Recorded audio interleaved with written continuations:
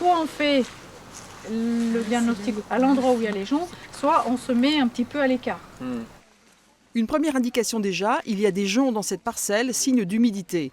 La botaniste Marie-Aline Kéfurus apprend aux professionnels à reconnaître les plantes pour mieux poser le diagnostic de leur sol.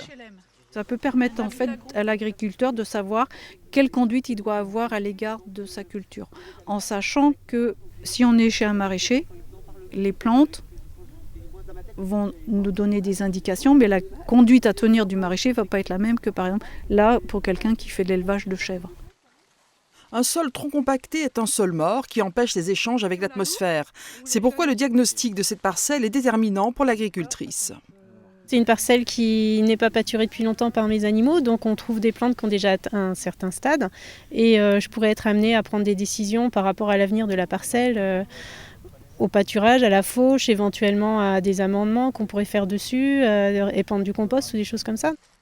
La technique consiste à avoir une vision globale d'une terre et de ne pas avoir de préjugés sur une plante. C'est ce qui a séduit ce futur maraîcher.